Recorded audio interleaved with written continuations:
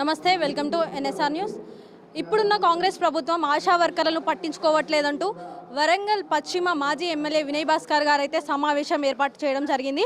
ఒకసారి మరి అసలు ఈ కార్యక్రమం యొక్క ముఖ్య ఉద్దేశం ఏంటో వినయ్ భాస్కర్ గారిని అడిగి తెలుసుకుందాం. గత ఎన్నికల్లో కాంగ్రెస్ ప్రభుత్వం, కాంగ్రెస్ నాయకులు మాయమాటలు చెప్పి ప్రజలను మభ్యపెట్టి 420 హామీలు ఇచ్చి ఒక 420 లాగా కుర్చీపైన కూర్చున్నటువంటి కాంగ్రెస్ ప్రభుత్వం ఎక్కడ కూడా ఈ 8 నెలలు గడిచినా కూడా ఏ ఒక్క హామీ అమలు చేయకుండా ప్రజలను అన్ని రకాలుగా ఆవేదనకు, ఆందోళనకు గురి చేస్తున్నటువంటి ఈ సందర్భంలో మరి క్షేత్రస్థాయిలో ప్రజల ఆరోగ్యాన్ని దృష్టిలో పెట్టుకొని అనేక సేవలు అందిస్తున్నటువంటి ఆశా వర్కర్లు నిరాశకు గురై ఈరోజు ఆందోళన చెందుతున్నటువంటి సందర్భంలో ప్రజాస్వామ్యబద్ధంగా ఈ ప్రభుత్వంపై పోరాటం చేయాలని చెప్పి గులాబీ జెండే మాకు అండగా అని చెప్పి ఈరోజు హన్మకొండ జిల్లా బీఆర్ఎస్ పార్టీ కార్యాలయం రావడం జరిగింది.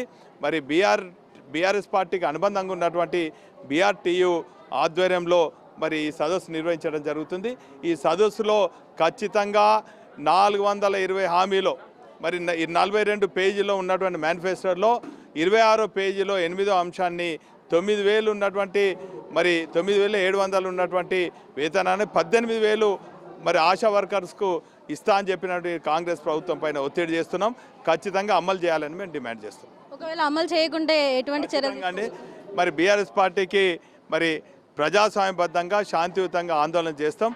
ఖచ్చితంగా ఈ ప్రభుత్వం మెడలోంచి మేము ఖచ్చితంగా ఆశా వర్కర్స్లకు అండగా ఉంటాం. మరి దీనికి సంబంధించి అసలు ఆశా వర్కర్లు ఏమనుకుంటున్నారో, అసలు వాళ్ళ సమస్యలు ఏంటనేది ఆశా వర్కర్లను అడిగి తెలుసుకుందాం. ఆశా వర్కర్ల రాష్ట్ర అధ్యక్షురాలు సంతోష గారు ఇప్పుడు మనతో ఉన్నారు. నమస్తే అండి. నమస్తే మేడం. అసలు మీ డిమాండ్స్ ఏంటి? ఈ కార్యక్రమం యొక్క ముఖ్య ఉద్దేశం ఏంటి? మా డిమాండ్స్ వచ్చేసి ఇక్కడ ఈరోజు ఈ కార్యక్రమం ఏర్పాటు చేయడానికి ముఖ్య ఉద్దేశం ఏంటంటే, ఇది ఇక్కడ హన్మకొండ జిల్లానే కాదు రాష్ట్ర వ్యాప్తంగా ఈ కార్యాచరణ సిద్ధం చేయడం జరిగింది. మేము ఒక 10 రోజుల ముందు రాష్ట్ర కమిటీ సమావేశం ఏర్పాటు చేసుకోవడం జరిగింది. ఆ సమావేశంలో ఒక కార్యాచరణ తీసుకోవడం జరిగింది. ఏంటి అనంటే, ఆశా వర్కర్లకు 18,000 ఫిక్స్డ్ వేతనము, ఉద్యోగ భద్రత కల్పిస్తామని చెప్పేసి కాంగ్రెస్ గవర్నమెంట్ మేనిఫెస్టోలో పెట్టడం జరిగింది. కాబట్టి ఆ మేనిఫెస్టో ప్రకారం ఏవైతే 2 డిమాండ్లు ఉన్నాయో ఆ డిమాండ్లు మాకు నెరవేర్చాలనే ఒక ముఖ్య ఉద్దేశంతో ఈ రాష్ట్ర వ్యాప్తంగా ఈ కార్యాచరణ సిద్ధం చేయడం జరిగింది. ఈ కార్యాచరణ కోసం గత వారము ఆదివారము వరంగల్ జిల్లాలో సమావేశం ఏర్పాటు చేయడం జరిగింది. ఈరోజు హన్మకొండ జిల్లాలో సమావేశం ఏర్పాటు చేయడం జరిగింది. మా ముఖ్య డిమాండ్లు వచ్చేసి ఆ 2 డిమాండ్లే. గత ప్రభుత్వంలో మాకు ఎలా అయితే ఉద్యోగస్తుల్లాగా 1వ తారీఖు వేతనం ఇవ్వడం జరిగిందో, ఈ ప్రభుత్వం కూడా అదే తరహాలో 1వ తారీఖు వేతనం ఇవ్వాలి. ఎందుకు అడుగుతున్నామనంటే, మాకు 2020 నుంచి ట్రెజరీ ద్వారా అసలు ఎప్పుడు వస్తుందో ఎంత వస్తుందో తెలియని ఆశా వర్కర్లకి ఎప్పుడు వస్తుందో ఎంత వస్తుందో తెలియని రోజుల నుండి ఈరోజు ఆశా వర్కర్లకి 9,900 9,750 రూపాయలు ఒక పారితోషికం అనే ఫిక్స్డ్గా ఇస్తూ మాకు ఇచ్చిన మొబైల్ రీఛార్జ్కు ఒక 150 రూపాయలు కలుపుకొని 9,900 ఆశా అకౌంట్లలో 1వ తారీఖే జమ చేయడం జరిగింది. కానీ కాంగ్రెస్ గవర్నమెంట్ వచ్చిన తర్వాత మళ్ళీ గతంలో మేము ఎప్పుడైతే గతంలో మేము ఎందుకంటే కాంగ్రెస్ గవర్నమెంట్లోనే రిక్రూట్ చేయడం జరిగింది మమ్మల్ని. ఆ 10 సంవత్సరాల కాలంలో ఎలా అయితే అవస్థలు పడ్డామో మళ్ళీ 8 నెలల కాలంలో అదే అవస్థలు పడ్డాం. కాబట్టి ఒక లాస్ట్ మంత్ మేము ఒక ప్రోగ్రాం చేయడం జరిగింది. చలో హైదరాబాద్ కాకుండా మాస్ మెమోరాండం పేరుతోని కమిషనరేట్ ముట్టడి చేయడం జరిగింది. ఆ రోజు అక్కడ మేము ఆ ముట్టడి కార్యక్రమంలో విజయవంతమైన బీఆర్టీయూ అనుబంధంగా, ఎందుకంటే ఈ నెల 2వ తారీఖే వేతనం వేశారు. కాబట్టి మేము అడిగేది ఏంటి అనంటే, మేము కొత్తగా డిమాండ్లు పెట్టట్లేదు. గత ప్రభుత్వం ఎలా అయితే మమ్మల్ని మా సేవల్ని గుర్తించిందో, మా సేవల యొక్క ఉద్దేశం ఏంది అనంటే, ముఖ్యంగా బడుగు బలహీన వర్గాలు, ప్రజా వైద్యం, గవర్నమెంట్ వైద్యం ఎవరికి అవసరము? పేద ప్రజలకు అవసరం. మేము పుట్టిన బిడ్డ నుండి, కడుపులో పడ్డ బిడ్డ నుండి వృద్ధాప్యం చనిపోయే వరకు కూడా సేవలు అందిస్తున్నాము. అది ఏ సేవలు అన్నది కేసీఆర్ ప్రభుత్వం గుర్తించింది. ప్రజల వైద్య ఆరోగ్య అవసరాల కోసము ఆశా వర్కర్లు చాలా అవసరము.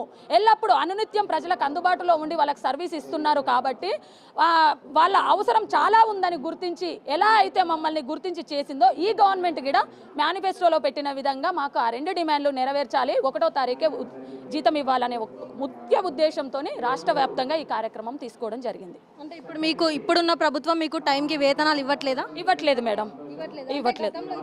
గతంలో ఖచ్చితంగా ఎలా చెప్పగలుగుతామంటే, హాలిడే వచ్చింది అని అంటే 30వ తారీఖే జీతం పడేది మాకు. అలా చాలా సందర్భాలు ఉన్నాయి. కానీ ఈ గవర్నమెంట్ ఏర్పడిన తర్వాత ఒకసారి 3 నెలలకు వచ్చిన సందర్భం కూడా ఉంది. ఒంటరి మహిళలు ఎక్కువ ఉన్నారు. తీసుకున్న కాన్సెప్ట్ ఏంది అని అంటే ప్రజలకు చేరువుగా పనిచేయాలి అని అంటే బడుగు బలహీన వర్గాలకు సేవలు అందించాలంటే అదే కోవకు చెందిన వాళ్ళైతేనే చేస్తారని చెప్పేసి ఒంటరి మహిళను బడుగు బలహీన వర్గాలకు చెందిన వాళ్ళనే ఆశా వర్కర్లుగా నియమించడం జరిగింది. కాబట్టి 1 నెల జీతం ఆపి 2వ నెలకు 2 నెలలు ఆపి 3వ నెలకు ఇస్తే ఇచ్చే 9,900 ఎక్కడికి సరిపోతుంది, ఏం చేసుకోగలుగుతుంది? ఆ గత ప్రభుత్వంలో లాగానే మాకు ఖచ్చితంగా 1వ తారీఖే వేతనం ఇవ్వాలి. అంటే వేతనాలు పెంచాలని ఏమైనా కోరుకుంటున్నారు? ఖచ్చితంగా కోరుకుంటాం మేడం. మేము అడగట్లేదు, వాళ్ళే పెట్టారు. కాంగ్రెస్ గవర్నమెంటే మేనిఫెస్టోలో పెట్టారు. ఉద్యోగ భద్రత కల్పిస్తాము, 18,000 వేతనం చేస్తాము అనే ఒక డిమాండ్ వాళ్ళు పెట్టారు. కాబట్టి మేము అడుగుతున్నాం, డిమాండ్ చేస్తున్నాం. ఒకవేళ మీరు డిమాండ్ చేసినా కానీ వాళ్ళు ఇవ్వకుంటే మీరు ఏం చేస్తారు?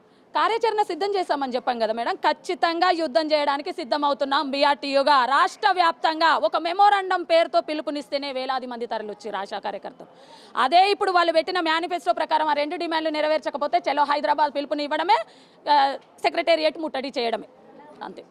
సో మరి విన్నారు కదా, మరి 3 నెలల నుంచి వాళ్ళకైతే కరెక్ట్గా జీతం అనేది ఇవ్వట్లేదు. 3 నెలలకి ఒకసారి 2 నెలలకి ఒకసారి జీతాలు అనేది ఇస్తున్నారు ఈ కాంగ్రెస్ ప్రభుత్వం. గత ప్రభుత్వం అయితే మాకు ఎప్పుడు టైంకి శాలరీస్ అనేవి ఇచ్చేవాళ్ళు.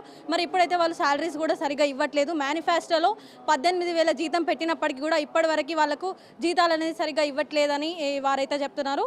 ఇలాంటి మరెన్నో అప్డేట్స్ కోసం keep watching NSR news. Cameraman శివతో సంతోష్, ఎన్ఎస్ఆర్ న్యూస్ వరంగల్.